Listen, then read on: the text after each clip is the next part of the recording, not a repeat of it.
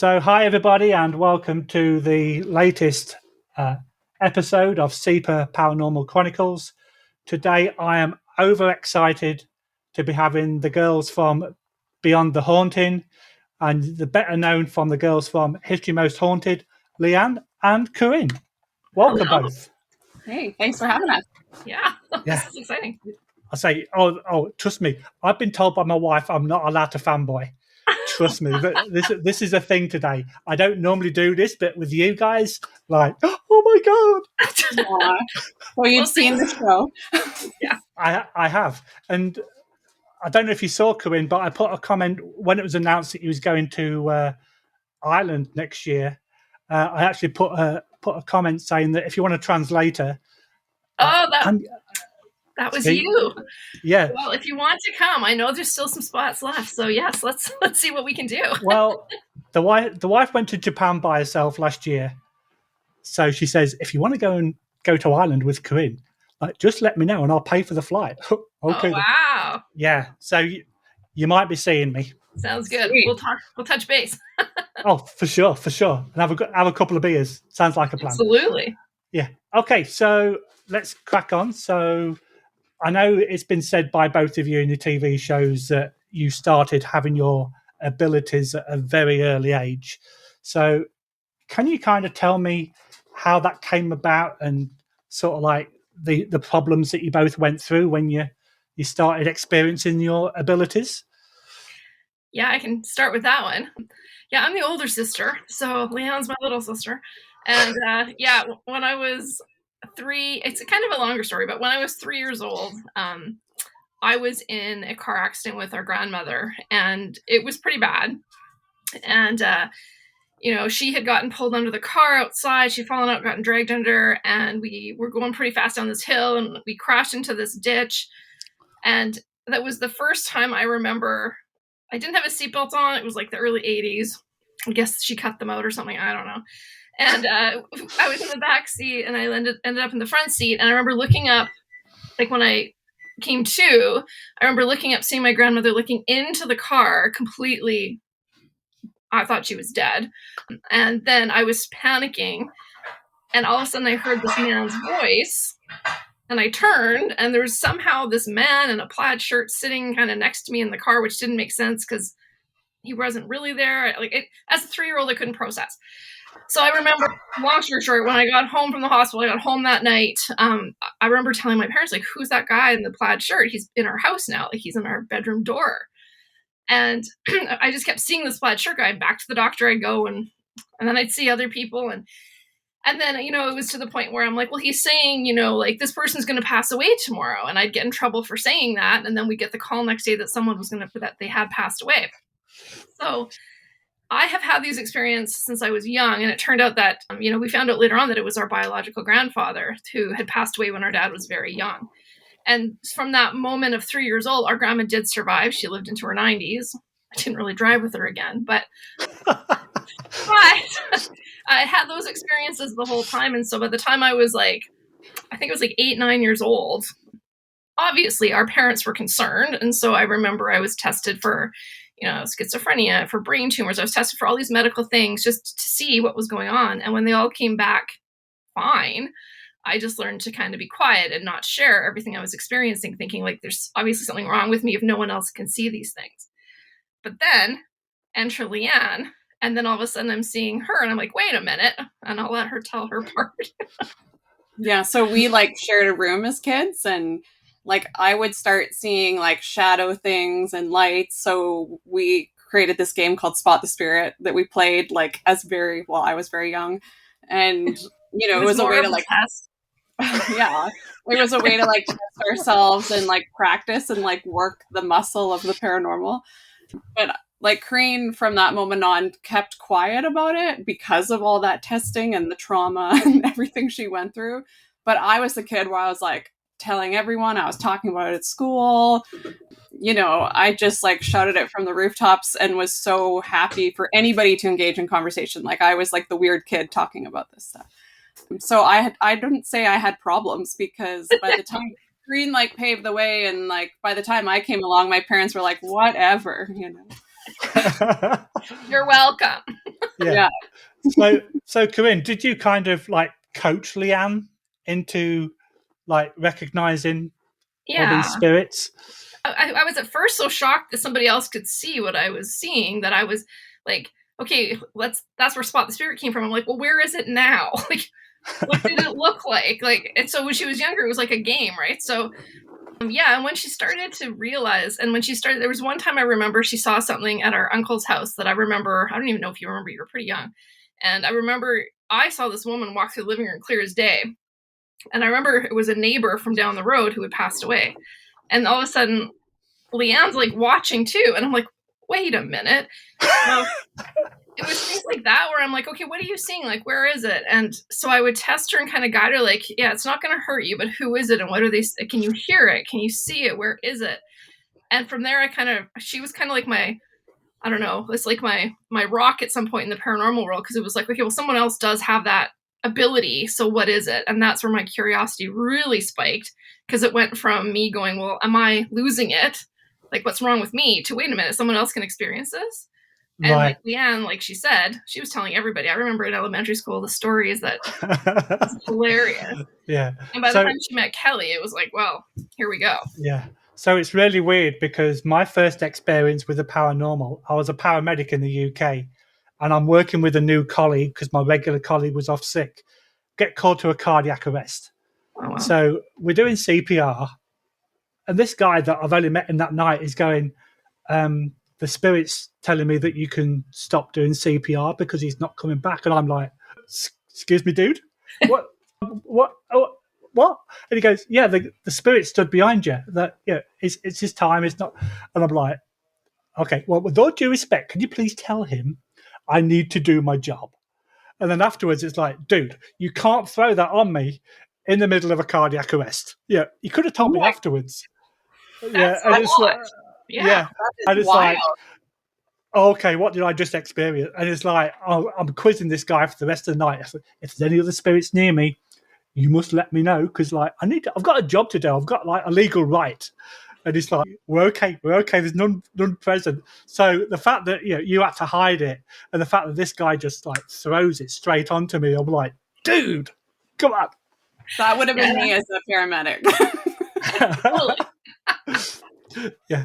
So it's really funny that one of the questions that I actually had was like, who was the best at spot the spirit? But you kind of answered that question for me already. I don't think she failed once. So, yeah. So you say that it started at a very early age. So when would you say that you really got comfortable knowing what you know and knowing that you weren't going crazy for both of you? Well, for me, it was, that's a hard question. So I've had it's like a roller coaster for me. So by the time I was 16, when we found out that it was our grandfather in the plaid shirt, that to me was kind of the moment where I'm like, okay, this is real. That is who I've seen for my whole life. There's something going on. So at that point, I kind of became comfortable, like in my own sense, to investigate what that was. So I read everything. I watched every show. I was secretly reading all these books every night and trying to figure out what was going on. But then I was also, a young adult. I wanted to, get into a career. And, I just remember my parents going, you don't tell people, like that's a little strange. So, I became a high school history teacher and there's no way I was going to be telling anyone in my career. So I kept it quiet and I really didn't, I would say, we started the company, 2016-ish? So I would say it was probably like 2010, 2011 that I really became serious. And then we really just like full out. Now everybody knows. And yeah, so it's been a journey for me. That's sure. Yeah. What about yourself, Leanne?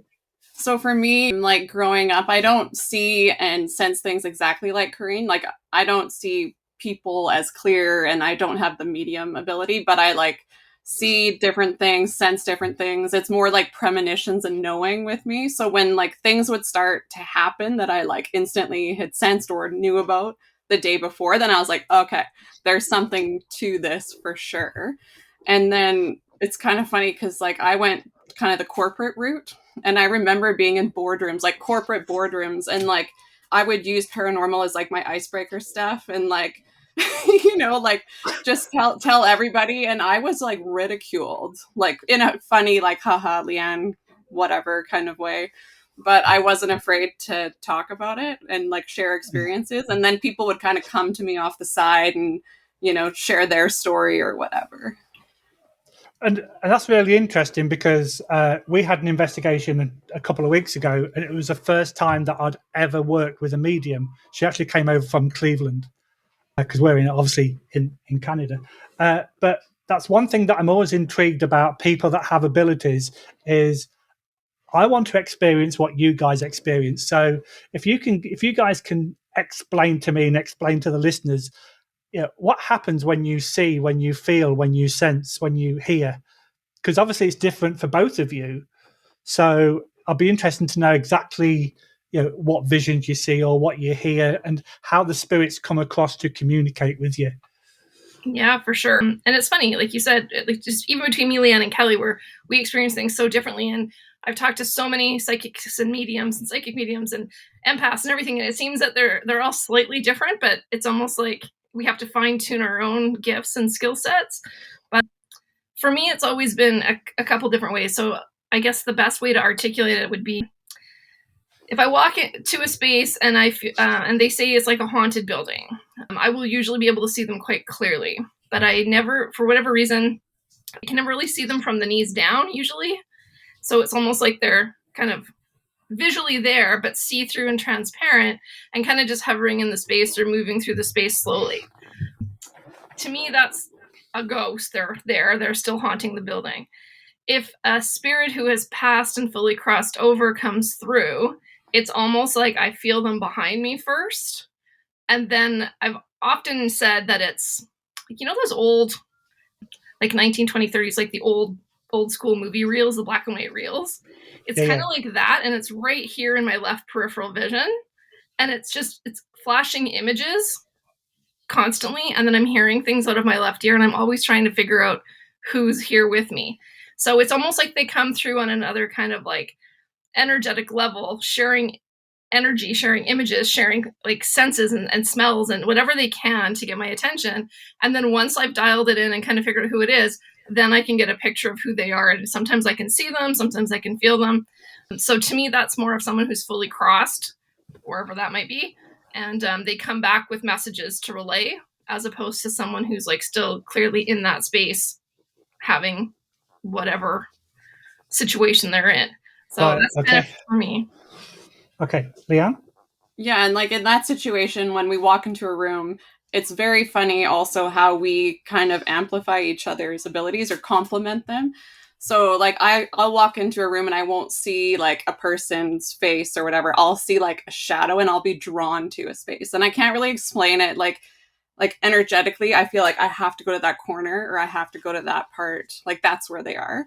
And when I get there, sometimes like I will get one name like really strong or male, female or something. So I'll be like, I feel like there's a man here. And then Corine like tunes in. Yep, it's Joe. Like this is like his story. And then Kelly starts feeling what, like it just is amazing how we all kind of go through that motion. But for me, it's also just being more confident in when I get something, saying it, because like that sense of knowing is hard to just be like blurred out because you don't want to be wrong or you don't want to just say it because you think it.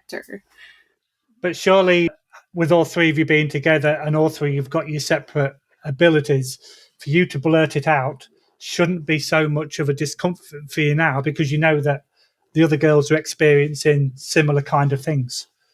Yeah, like that's the beauty of doing this for so long together and working together is like it's different now, where before it's kind of like, oh, I don't know why the name Mary is like constantly in my head and maybe I should say that or something. Yeah. And I think it's good too because now speaking to that point, like when the three of us are together, I joke that like I don't seem to think I do this, but Leanne and Kelly are like, oh, she's got something. And apparently, I'm like, what? And so apparently I have signs that it starts. So I don't know. Your like eye will twitch, your like lip will twitch, you're like tapping. So and you're thinking, they know before I do. And you're thinking, I can't take her anywhere. Exactly. Ask my husband, he feels the same. Yeah. So talking about that though, sort of like is it something that you can switch off like a light switch? So, or yeah, how do you kind of deal with a day-to-day basis? Like, yeah, if you're in your school classroom, do you have somebody at the back of the room going, "When you've got a minute, Corine, can I speak to you?" You know what? There are days. Yeah. Great question. I think for myself, because I was from such a young age, I was told it wasn't real, and that was such a defining childhood thing for me. I'm so like, nope, I'm wrong. It's over. Block it down, shut it down. And I can shut it down very easily. But now being fully open, it's like, whoa, I've got to like take some time here. Cause you're right. There have been like high schools are something else. They're special places, and the energy of those places can be a lot. You know, with colleagues and stuff too, I've had certain times where I didn't think I could keep my, professional life and my paranormal life separate in those spaces where, I've had times where I was in the middle of a lesson and I'm writing things on the whiteboard and I got the whole class engaged, and I'll turn around and, I see it was my husband's grandmother standing in the back of the classroom. I'm like, oh my God, like I gotta go. And then sure enough, she had passed away and I was pulling in the hospital, and, and then other times where I have colleagues that had something happen and I just knew, and they were like, how did you know that? I'm like, lucky guess. So there's been students who have had, loved ones come through and I know they're there, but it's my rule. I won't bring that up at school. Yeah. So like they're there and I've seen them and they can be very distracting, but yeah, I've been getting really good at shutting that down in situations where it's not appropriate for my whatever situation, I guess. Yeah. Sort of like getting ready to go out, I'm just going to jump in the shower. Like, oh, I've never had that. So that's, thank God. Oh my God, that's very like shining. Yeah. So Leanne, can you sort of like ignore it or switch off the same, or? Yeah, it's a lot easier for me because the spirits don't harass me like they do Corine. But like the odd time out of nowhere, like I could get like a quick flash image or something that's like powerful, and like you kind of know it means something because it lands different.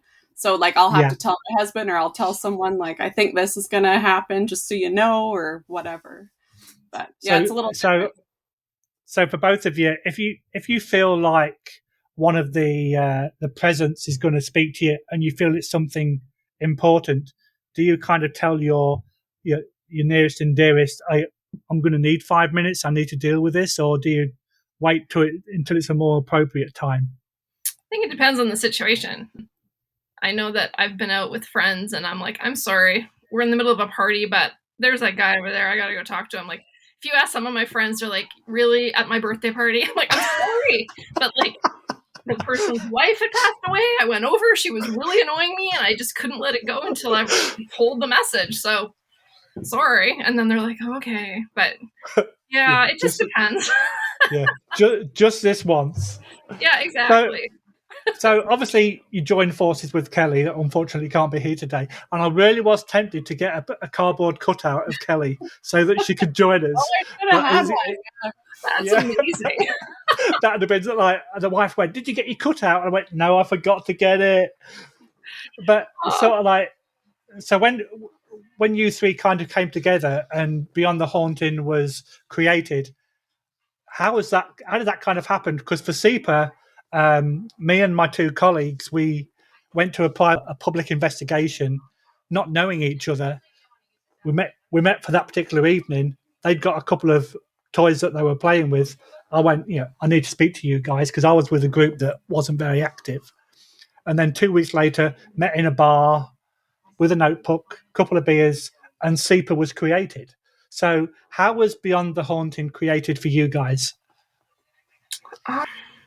Good question. It was organic. Like, I remember we would just naturally investigate places, and Corine's always been interested in the gear and had a ton of gear, like right off the bat. And so we're like, we should just go do this. And like, we'd start going to places like all over BC, and then we traveled, farther than that. And then we just thought, like, no one's doing this. Like, we should do this, like, as a company, as a business. And in the beginning, we thought maybe more events, but then we just thought, it's mostly for ourselves at this point to like, go down those rabbit holes and try to find all the information we can and try to get evidence. But the show itself came out of, it was actually like kind of COVID, because all the film festivals were online.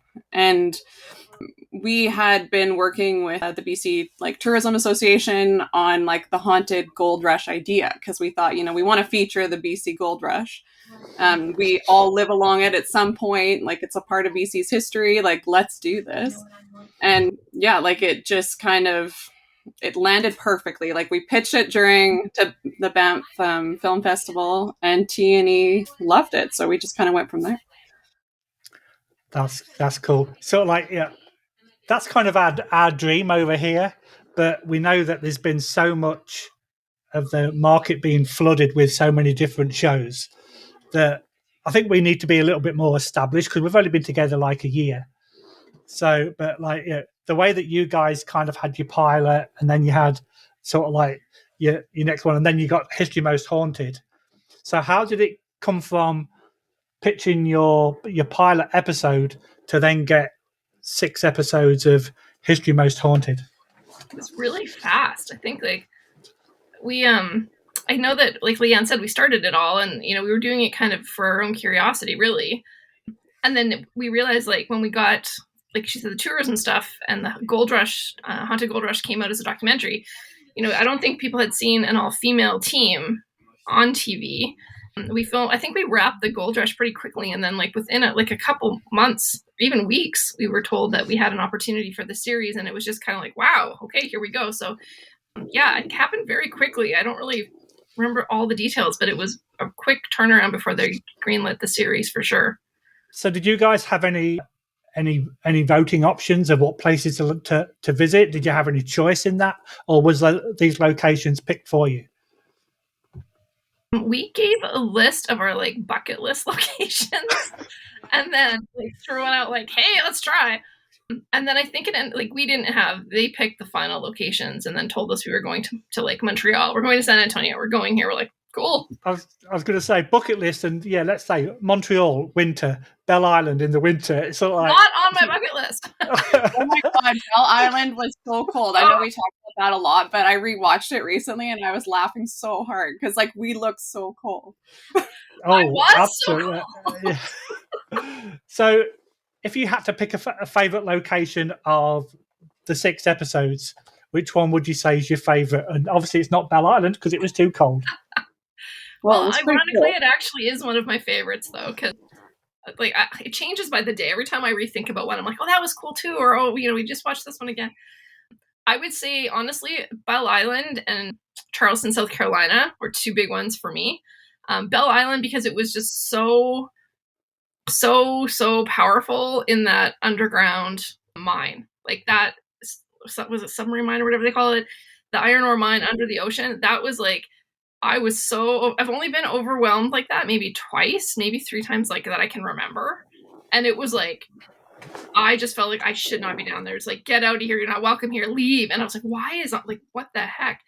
And it wasn't until afterwards that our local camera operator that was with us, he's like, it was bad luck for women to be in the mines. So that makes total sense. I'm like, well, that would have been nice to know. Like, like, why am I feeling so like, get out of here? So that one was kind of powerful just because of the energy down there.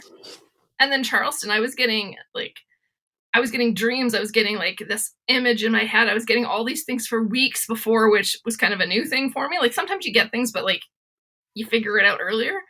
And this one just kept, and it was like, yeah, I was pretty emotional in the Charleston episode. So when it all connected, I was like, holy. Well, yeah, exactly. Like say, and the fact that it's kind of like joining the dots. Yeah. Of a dot to dot, and then you've got the result at the end. Yeah, totally. So Leanne, your favorite? I know I always like switch it up, but I still go back to like Salem for me is so powerful because like, I always try to explain to my friends or family about Salem and how like, you guys, they sent in 3 women with abilities to talk to these women who were like misjudged and like had these crazy injustices. So like even the concept of that I found pretty mind-blowing. And when we were walking the memorial site and looking at all the names and dates, like that stuck with me. I can remember every second walking that whole thing. Yeah, I know the fact that even though 2 of the episodes were in Canada, I have to say Salem was pretty much one of my one of my favorites because of the barbaric situation that a lot of people are in. And if you guys were around back then, you'd probably be on that memorial as well. That was not lost on us. Yes. Yeah. Oh, for sure. But a lot of those women too were just like powerful women with like opinions or land or whatever, like, so it was very interesting. That's great. So overall, you've been investigating for a few years now. You created Beyond the Haunting. You managed to get a couple of TV shows. What would you say is your most prolific paranormal experience? Doesn't have to be on the show, but overall your entire career. What stands out the most? And if I keep asking too many good questions, I do apologize. No, it makes me think it's good. Like for me, just because of what was happening at that moment, one time we were at the Washoe Club in Virginia City, Nevada. Have you been there, Lee? I have not, no. Okay. Oh, you should. Yeah, so it was just this moment of Corine being so overwhelmed and watching her go through this and me feeling stuff and knowing how many presences were around us trying to communicate with us was so overwhelming. And this is like an abandoned 9,000 square foot building with no power. This is gold for ghost investigating. But like that sticks with me just because of how actually that was the first time I was fully terrified, I think. Just like pure fear, like because we had to get Corine out of the building and then obviously I had to go back in by myself and get all the gear. Sorry, Leanne. So, yeah. It was just like trying to interact and navigate that space like stands out to me. Yeah. The youngest sibling's always the one that can be I'm done. Leanne. Yeah, exactly. Yeah. Yeah, no, I would agree with that. I think one of the reasons we went to Virginia City in Nevada was because we had seen so much of that on TV over the years. And, I think some of the big shows got their starts by going there. We're like, well, it can't be that haunted. Like, we've been to tons of haunted places. Like, how haunted can the place be? Wow. Yeah, we went in. That was surprising. I don't know. I think, like Leanne said, I think that was the first time we went in not really knowing what to expect. And then we had stayed in, like, the Silver Queen Hotel. And we were just, for the whole time we were there, we were just immersed in all these haunted places. And by the time we got to our investigation overnight, that building had I've never been I almost felt, it sounds weird, but like rushed by so many energies. I was seeing things and it was just like, I was shaking uncontrollably. Like I couldn't process. I don't even think I could speak properly. Like Leanne and... No, we had to hand you a pen because you had to start writing everything because you couldn't talk. Yeah, I couldn't speak. I was writing everything frantically. I think you guys pulled me out. I remember sitting in the car, just still writing. And then the ovilist is going, teacher. I'm like, yeah, I know, I'm busy. It was crazy. And then the next day I actually felt bad about sending Leanne and I was sitting in the car with a giant flashlight trying to help. But it was overwhelmingly terrifying. And then when the owners and managers were confirming things the next morning, and we went to the cemetery to confirm certain names, I was like, this is real. Like, holy. Yeah. So yeah, that was a big kind of reminds me of the movie Ghost with Patrick Swayze and Whoopi Goldberg, and she's got all these people and she tells them to leave and they all dissipate out the walls. Yeah. This time they all came through the walls in. They were all there. It was a lot. So but you mentioned that you were... Oh, sorry. Okay, no, it's okay. That was early on too. So like Corine, like when we were at that, it just made me realize like that was probably 10 years ago now at least. And it made me realize, oh yeah, okay, this is real. Now I'm even more fascinated. Like the fact these things can happen, like let's keep going. It must be really nice too, now that you now know what you didn't know 10 years ago, that now if you get a really good investigation, that it's something you can get your teeth into. And the fact that you've got all three of you together with different abilities, you know that you can work together and you can get the product done, so to speak. Mm-hmm. I think it's also kind of fascinating too, because I was talking, I can't remember to whom about it, but it was like for so long in my own mind, it was like you could either be a paranormal investigator or a psychic and medium. Like And I never, for whatever reason, until like, you know, after 2010, I'm like, why don't we merge those two? Wouldn't that make more sense? Like, I don't know why that didn't click for me.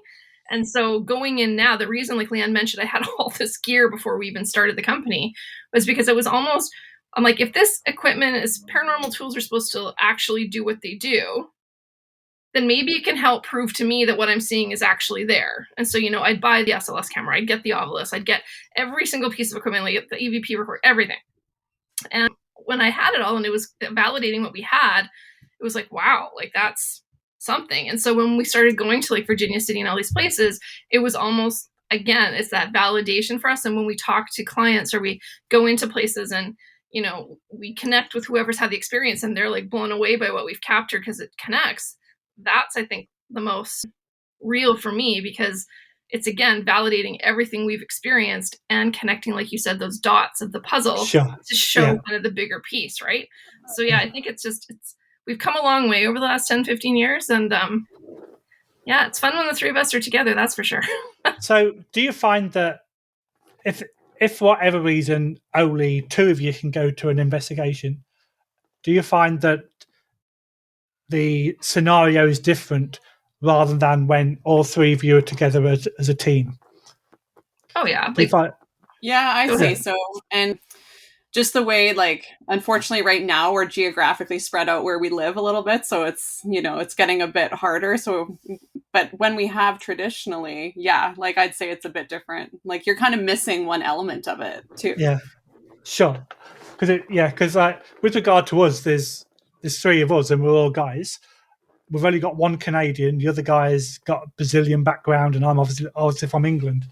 But it's quite funny how I buy the baseline observation stuff. So I've got the tri-field, I've got the black mold detector, the radiation detector, the anemometer. So I buy all the scientific stuff, so to speak, where my colleague Logan just goes, oh, that looks nice and shiny, I'm going to buy one of those. And he'll just buy it because it looks cool. Right. Whereas so we both kind of separate with what we buy. He's the guy that's got the degree in filming and audio, so he gets all the cameras and that kind of stuff. And like I say, I get the technical stuff. And we always keep it apart. No, you're not allowed to buy technical stuff because that's me. Nice. So well, when you like go, yeah, I say we are having fun. There's a radio show that's in your neck of the woods, Spaced Out Radio. Oh yeah, Dave Scott. Which I'm actually going to be on a week on Wednesday. Nice. Oh, cool. Nice. But Say hi to Dave. Think about it though. Time difference. Yeah, it's midnight in Ottawa, so it's like it's a school night. Oh my god, I'm gonna have to like do an interview at midnight. Well, so he was on our Haunted Gold Rush documentary actually. So yeah, you should ask me about it. Okay. Yeah, well, yeah, I'll definitely bring that up. Oh right, I've got it. Oh yes, I remember that. Yeah. So going back to the investigations, when you've had such a let's call it a stressful evening, so to speak, and you feel drained, how do you decompress afterwards? Does it involve alcohol or? Yeah, no, I'm tired for that. For me, I know that it was Kelly that actually got us into it more, and she made sense. And she was always like, "We leave it behind." And so before we leave, we all individually make a point of, you know, whatever's here stays here. You're not welcome to come with us. And I just personally, I need to. And it sounds weird, but when I'm connecting, like my hands get really swollen and warm and hot. And I'm like, it's almost like I talk with my hands a lot too. So I guess that's part of it. But I always have to come home and like either have a shower, wash my hands, and just like decompress. Like I just have to have quiet time because it's just so much energy you have to process and unpack. And I just need that quiet space afterwards to like focus on me again and ground myself. Well, and usually they're like crazy late nights, so I have zero problem sleeping. That's actually also my superpower. so I can just go like right to bed. That is true. You do pass. Yeah, I can just go right to bed. This is your big sister now throwing you under the bus. So like, yeah, didn't think twice about doing that. Yeah. So what about at the start of an investigation? Do you go in prepared? I know you've got a history background, Corinne, but do you do your research, or do you prefer to go in blind? We go in blind. We really don't want to know ahead of time.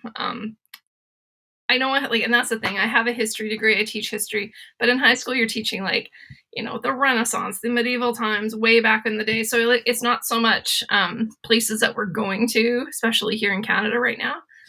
I just prefer not to know, because then whatever we go in getting, it's like a fresh slate for us, and we can actually see if we can validate it. If we go in knowing, it also kind of like creates a bias, because you go in, you're like, is it a little boy? Is it what they said? So, like, we would even, like, we try not to hear too much even from witnesses beforehand. We like to meet with them kind of afterwards and say, like, what did you experience? Because this is what we got, and does it correlate? You know, oftentimes, you know, some things, like, you know, you're going to, like, this house here, but, like, we don't do the research, no. Yeah, and if you go into somewhere, sorry, go on. Sorry, Leanne. I was just saying, sometimes the format is different, like where we're told to do the research because we won't have a witness with us, we won't have access to information. So we go in trying to, like, it's super rare, but like we have done that too. But I think we prefer going in blind, and then it's more exciting when things like are revealed. Yeah, because it's a little bit different with like going to the Alamo or going to Salem, where there's a lot of history that's already out there. You know, if you don't know anything about those two places, you've probably been on another planet for the last like 100 years or whatever. So that must be very difficult compared to fresh locations, because I prefer to do my research, but I don't have any abilities of what I know of. So if I can communicate with somebody and I've got the name of John or whatever, I know then that if we get a positive like EVP and we come through as a John, and I've got a second name or I've got a time period, that kind of concretes the evidence for me.